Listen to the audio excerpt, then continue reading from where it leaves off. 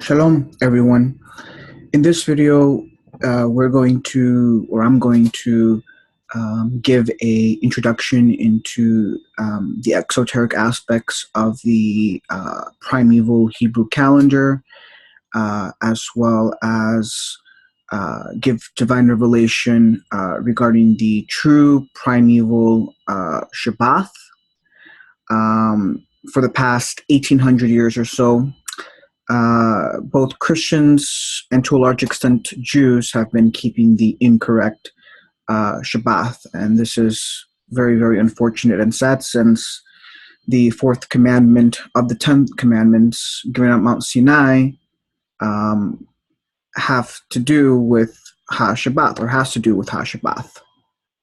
And so this would, of course, indicate that the Jews and the Christians have not been properly and fully obeying and observing the fourth commandment, which is to observe Ha-Shabbath. Now, Christians are so ignorant, considering that they divorced themselves from the true ancient theosophy of Abraham, within 1 century after the departure of the Good Shepherd Yeshua, that we can't really go to them or deal with them at all, since they're just completely ignorant on the topic, not knowing Hebrew, being completely divorced from the ancient theosophy of Abraham, which is ancient Judaism.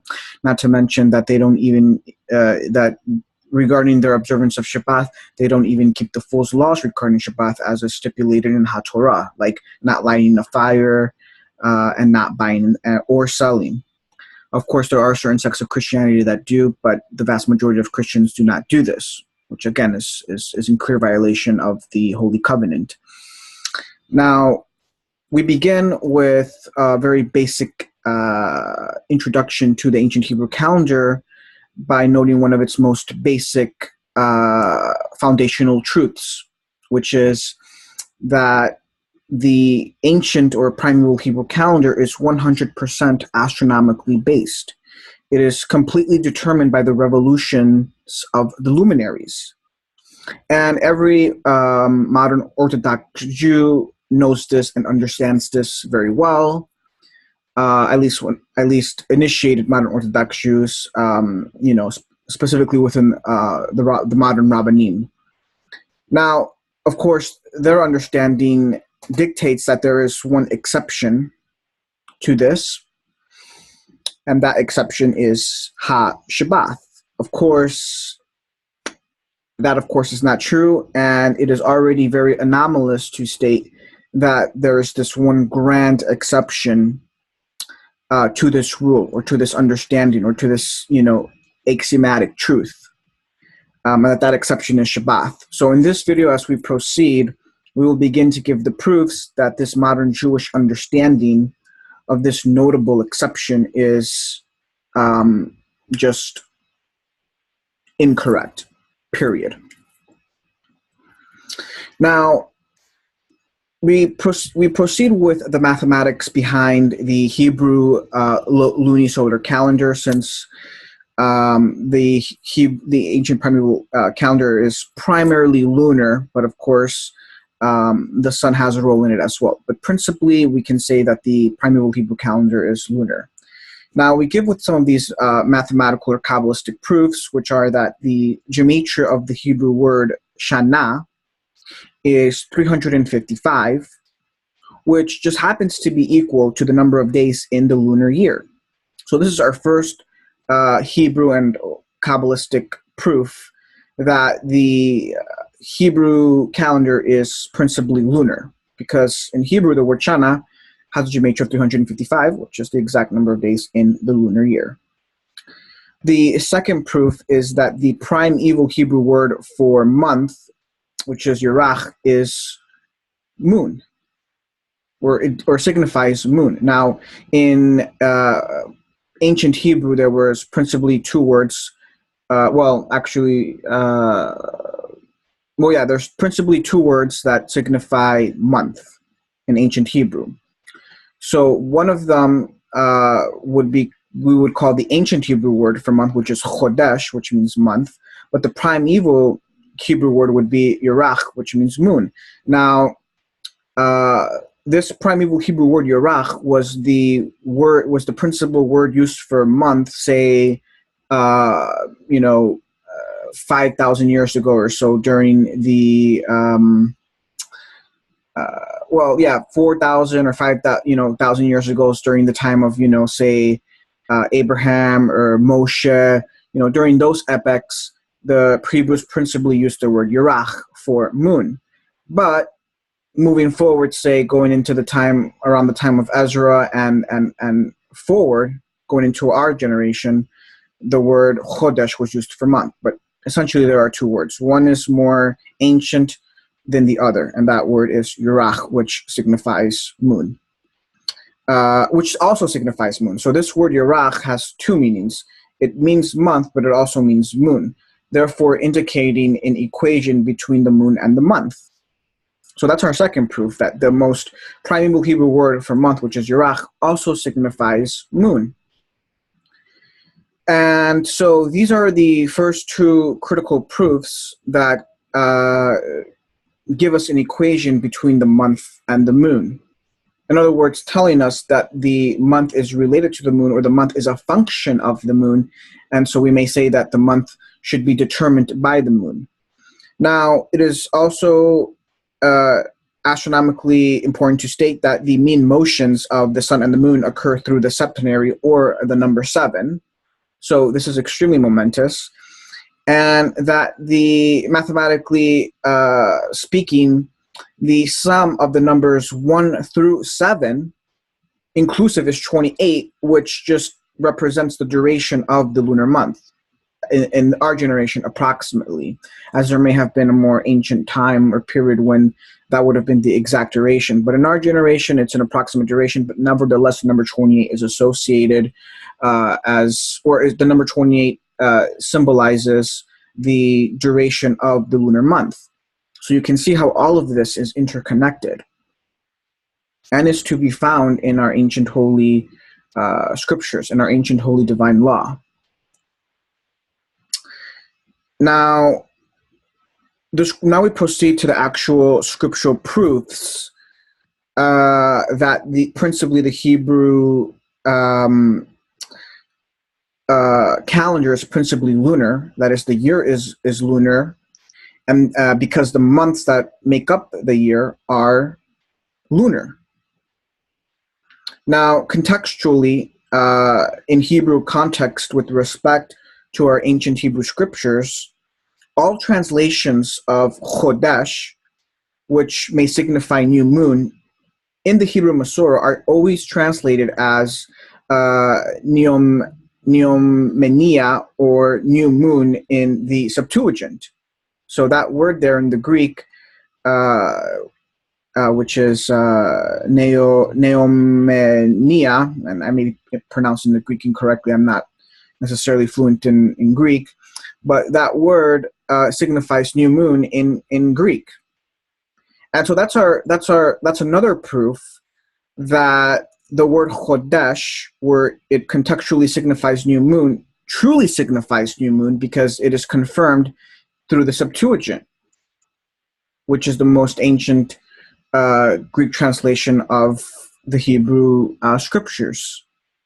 So any modern Hebrew scholar or Jewish scholar or wannabe theologian, because there aren't really any real theologians in this generation. They're all pseudo-theologians who state that this word is in regards to a solar month is incorrect, as I have already given the proof that the word Chodesh has no reference to a solar month. It is in strict reference to lunar months. And in certain cases to the new moon. Now, we now proceed deeper into the scripture, specifically in our ancient divine oracles, specifically in Sefer Tehillim, chapter 104, verse 19, where it states, "He appointed the moon, lemoadim in Hebrew, which means for appointments or seasons. The sun knoweth his going down." So here we have a verse that links the sun and the moon and explicitly states that the moon is governor of the Moadim, or the appointed times. So now we need to ask, well, what does in Hebrew moad, so the singular in Hebrew is moad, which signifies an appointed time. What is this in reference to? Because here it's telling this oracle is telling us that the moon dictates and governs these moadim. So we get the answer to this most momentous question in another verse in HaTorah, specifically in Sefer Vayikra, chapter 23, verses 2 to 3, where it says, "Speak unto the sons of Israel, and say unto them, Moadi, that is my appointed times, of Adonai, which you shall proclaim to be holy convocations. These are Moadi, that is my appointed times." And then a little later it states, "And in the seventh day is Shabbath, Shabbathon, a holy convocation. You do no work. It is a Shabbath to Adonai." Now, this is a very critical chapter in Sefer Vayikra, because this chapter enumerates all of the Moadim, or holy festivals, within the Primeval Hebrew calendar. So the chapter begins by stating that what's about to be enumerated are the Moadim of Adonai, or the appointed times of Adonai, which happen to be the holy feasts. And the very first Moad that is enumerated in the chapter is Shabbath, alongside all of the other Moadim, which are Pesach, Sukkot, etc. Now, as I stated previously, the modern Orthodox Jewish understanding, as it has been for the past 1800 years or so, has been that our Primeval Hebrew calendar is 100% astronomically based. That is, all of the Moadim, all of our holy festivals like Pesach and Sukkot, are all determined by the revolutions of the astronomical luminaries. But they will tell you that there's one exception to this, and this is Shabbath. But this exception is not granted here in this chapter. In chapter 23 of Sefer Vayikra, all of the Moadim are enumerated in one chapter. In other words, the chapter is telling you that all of the Moadim in this chapter are Moadim, which includes Shabbath. It doesn't say, this chapter doesn't say, let me begin by enumerating the Moadim, then enumerate all of the Moadim, and then say at the end, but there's one exception, and the exception is Shabbat. Shabbat is not a Moad. It doesn't do that. The chapter does not distinguish between Shabbat and the other Moadim. There's nothing in the chapter that distinguishes Shabbat from the other Moadim. No. On the contrary, all Shabbat is enumerated alongside all of the other Moadim. Now, there is a Rab who was one of the most initiated Kabbalists of the past 1,000 years, his acrostic is known as Ramban, which is Rab Moshe ben Nachman. And in his commentary to the Torah on this chapter and on these verses here cited, he goes through a very long commentary and disquisition that indeed there is a distinction made in this chapter between Shabbat and the other Moadim given. Now, you have to understand that this Rab was very, very sharp, very, very initiated and sharp Rab. And when he read this chapter, he knew exactly what I have just stated, that this chapter is enumerating all Moadim, which includes Shabbat. And he knew right off the get-go that this poses this understanding, this correct, veracious understanding, poses a major threat to the modern Jewish Orthodox understanding of his time going into our time today. And he had no choice but to go through a very lengthy disquisition to try to disprove that veracious understanding that I just gave. unfortunately, he gives a very, very fallacious and spurious commentary to, he gives a very fallacious and spurious confutation and refutation of what I have just explained. Now, unfortunately, to fully go into the details of his pseudo proof, because it really is a pseudo proof, it's not a real proof, and to fully go into explicating his fallacious and spurious confutations and refutations of the true understanding of this chapter and verse is far beyond the scope of this video. But I will have a little more to say on this towards the end of our video. Now, moving back to the original disquisition, it may then be stated logically that Shabbath is indeed a moad, and as a result must be determined by the moon. Because, as our ancient divine oracles tell us, the moon is the principal determiner of the moadim. And Wa'ikra chapter 23 explicitly enumerates Shabbat as a moad. Another great proof is to be found in Ha-Chokhmah Yeshua ben Sirach, or as the Goyim would say, in the wisdom of Yeshua ben Sirach, which was a very famous apocryphal work of the ancient Hebrews that was written, say, about 3 centuries before Yeshua HaMashiach, and many verses in this. It's such a famous and holy apocryphal book that even Yeshua HaMashiach cites a few times from this book in the New Testament. And again, the citations and proof of this is, again, beyond the scope of this video. But nevertheless, this book is to be found in the Septuagint.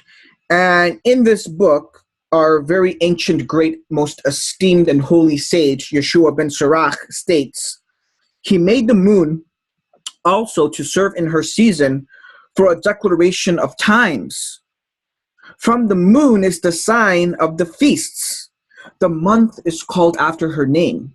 Again, this goes back to the previous slide where I explained that the primeval Hebrew word Yerach both signifies month and moon. And this is exactly what he is stating in this verse, as any ancient Hebrew would have known.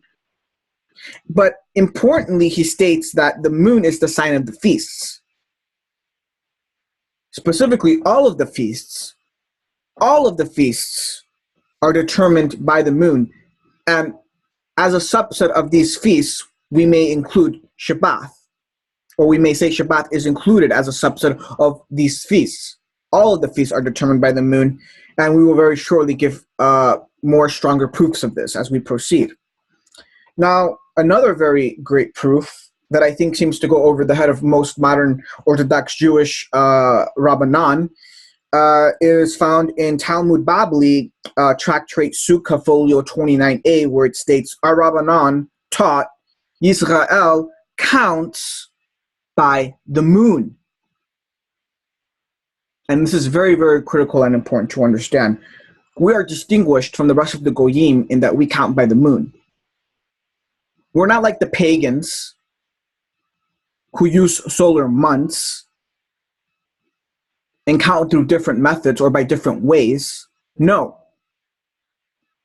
And just to inform ye, the viewers, if you do not know any better, most Christians don't count by the moon and do not primarily use our primeval Hebrew calendar as, say, many of the modern Orthodox Jewish Rabbanan do.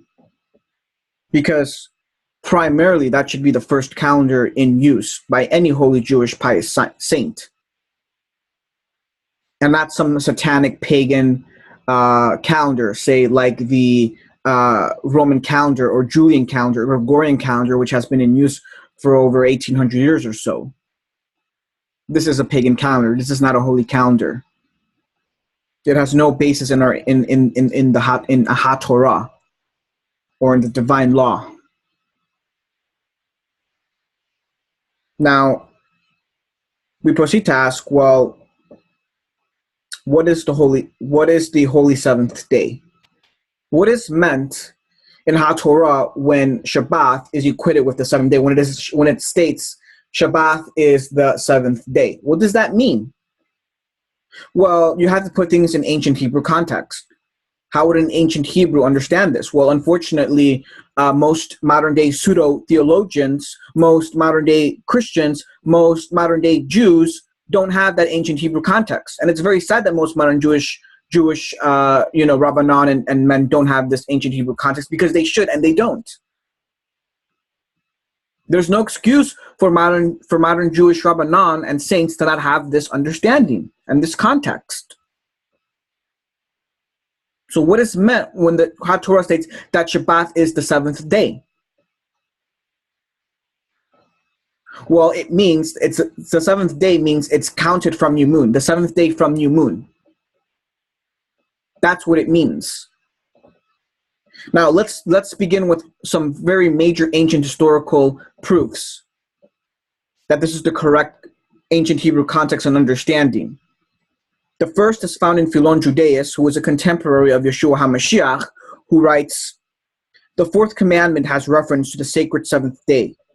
Now, some states, and as an example as to what states he's referring to, one example would be the Spartans, who are of the lost 10 tribes of Israel, the proof being found in the book of the Maccabees. But again, to further go into the proofs of this, and a much lengthier disquisition on this matter, again, is beyond the scope of this video. Nevertheless, he goes on to state, now some states, like the Spartans, keep the holy festival once in the month, counting from the new moon as a day sacred to Elohim. But the nation of the Jews keep every seventh day regularly after each interval of 6 days. Now, contextually, what he is stating is that in his generation, there were some outside states, like, say, the Spartans, who were of the lost 10 tribes of Israel, who were keeping HaShabbat once every lunar month, meaning 7 days from Rosh Chodesh. That's the first point he's making. The second point he's making is he's saying, but we, the Jews, because he's saying the Jews, and they have to understand that at this time there are several sects of Jews, and they're not all aligned, say, on their observance of the ancient Hebrew calendar. But nevertheless, the vast majority of the Jews in his generation, as he states here, were keeping it every seventh day, meaning that they were keeping it every 7 days from Rosh Chodesh, which would mean that the seventh day of the lunar month would be the first Shabbat, then the 14th to the 5th or the 15th would be the second Shabbat, and then the 21st or the 22nd would be the third Shabbat, meaning that there would be 3 Shabbatot within a lunar month. So that's what he's saying. So that's the first proof. The first proof here is that he's telling us that the ancients were keeping Shabbat 7 days from Rosh Chodesh. Their understanding, contextually, of seventh day was that it's in reference to the new moon. Because, as I've already stated, the days of the month are a function of the moon. Now, the second proof is that it goes to Flavius Josephus, and this second proof is important because it puts broader things into perspective and into context, meaning that every time a date is given in the Torah, that date is with respect to our primeval Hebrew calendar, which is principally lunar.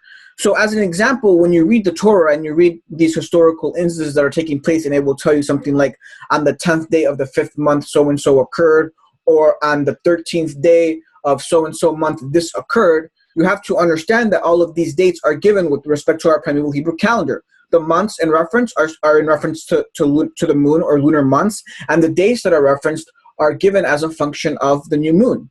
Meaning that if it tells you, when the Torah tells us that Pesach is on the 14th day of Abib, we must understand that Abib is a lunar month.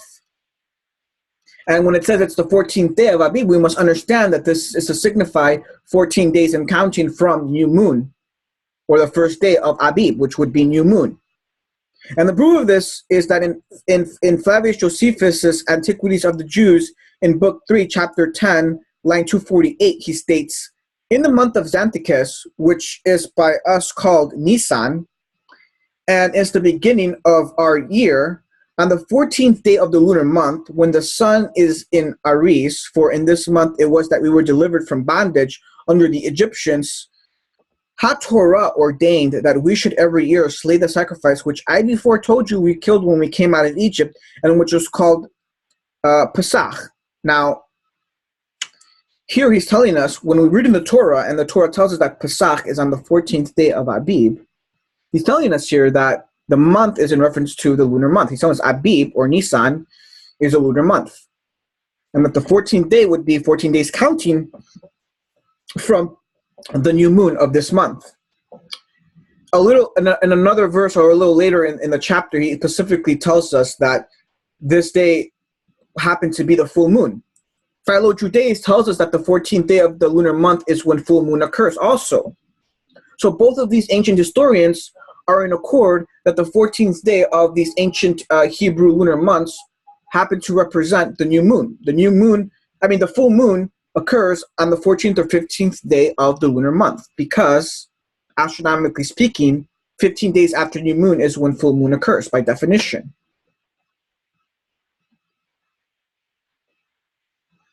And so that's how we know that when we say, or when it is said in the Torah that Pesach is the 14th or the 15th days from Pesach, that this is 14 days from the new moon, because that is 14 days from the new moon, because that is when the full moon occurs. And by definition, astronomically speaking, full moon always occurs on the 15th or the 14th of the new moon. As I've stated in a previous slide, the mean motions of the sun and the moon occur through the septenary. And this is why the phases of the moon occur through the septenary. Ergo, we must understand then that the 7th day only occurs once in a month.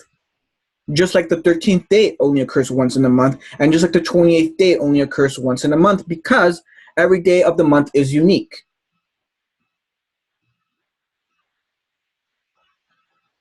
The first day of the month only happens once. The second day of the month only happens once.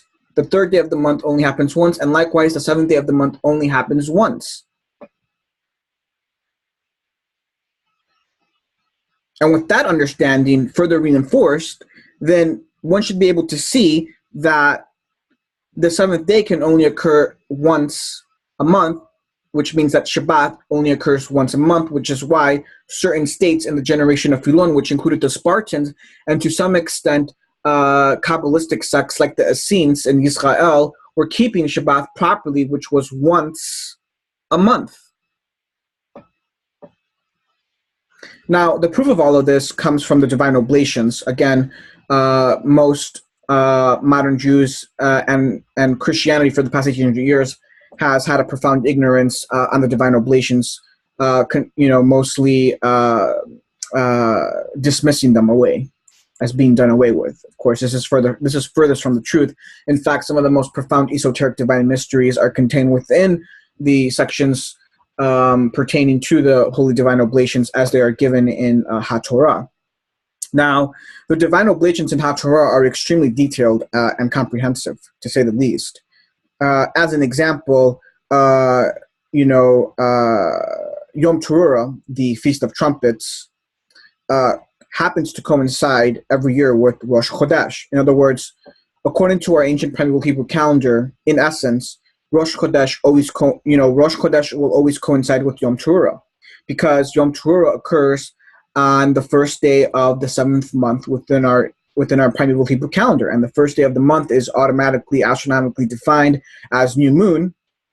And so we have two feast dates on that day. There are two feast dates that occur. It's a very special day because there are two feast dates that are occurring on this one day, new moon and Yom Teruah. As such, all oblations for that day are included in the section regarding these divine oblations, which is to be found in Sefer Bamidbar, chapter 29.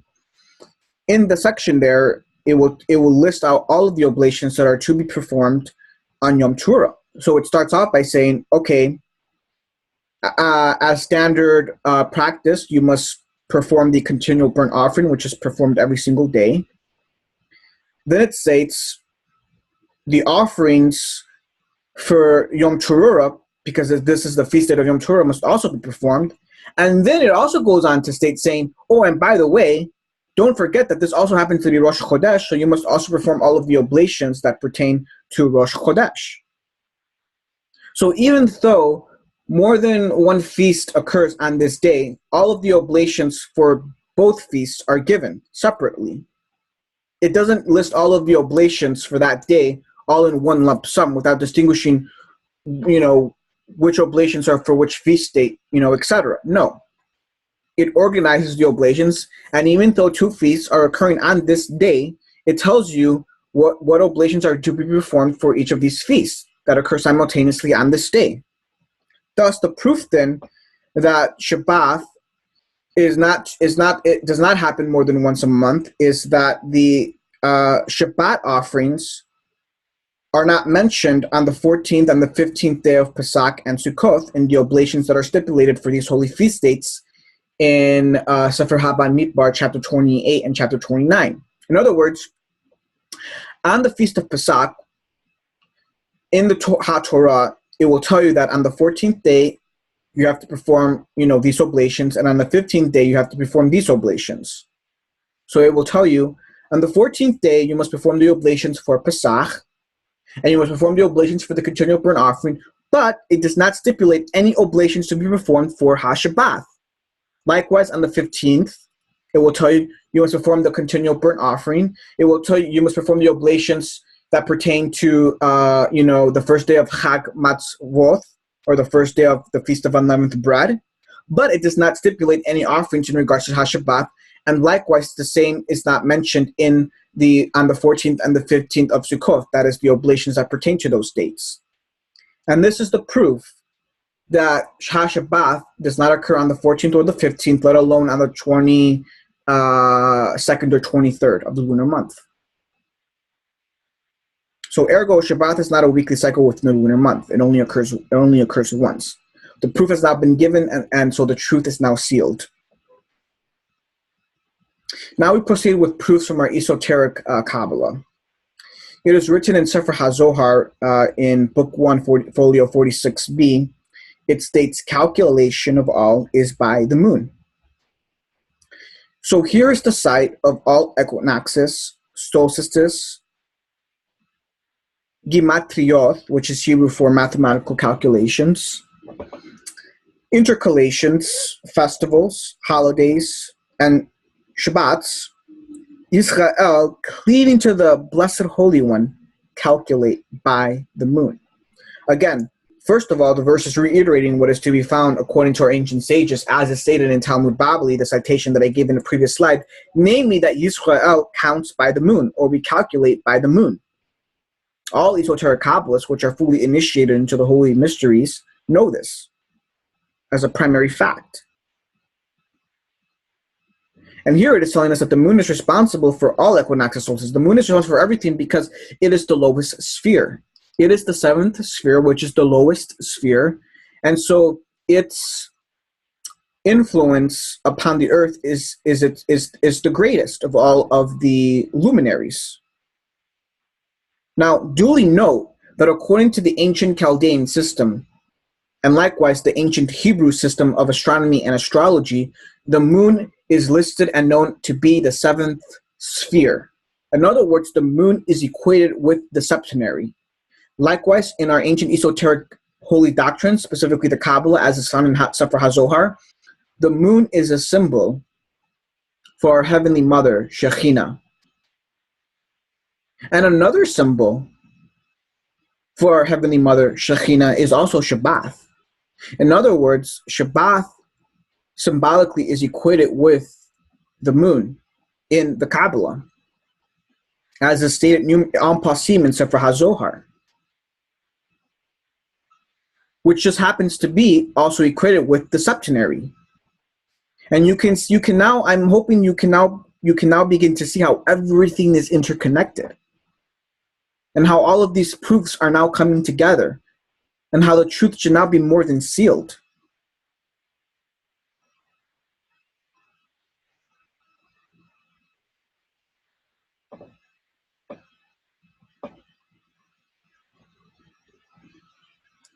Now that the entire truth has been sealed, and I've given all of these primary proofs, it is important to state that I have only given what I would consider to be the most strongest proofs for what I've just presented. However, there are many, many other proofs that Shabbath is on the seventh day, counted from new moon, occurring once every lunar month.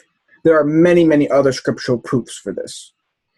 Unfortunately, it would go beyond the scope and time of this video, so I will end by stating that in my first treatise, holy treatise that is, which is called Restoration of the Word of Adonai, which is a treatise with many chapters correcting many of the ancient errors to be found in modern-day Judaism and Christianity, with a lot of divine revelation regarding these matters. I have a chapter in this treatise called Shabbath, where I give many, many proofs into what I just presented. All of the proofs that I have just given are to be found in this chapter, with many other proofs as well. And so for further reading on what was presented here, I divert all viewers to my first treatise, and I provide a link below in the description to where they can go and purchase this most holy treatise full of divine revelation. Shalom.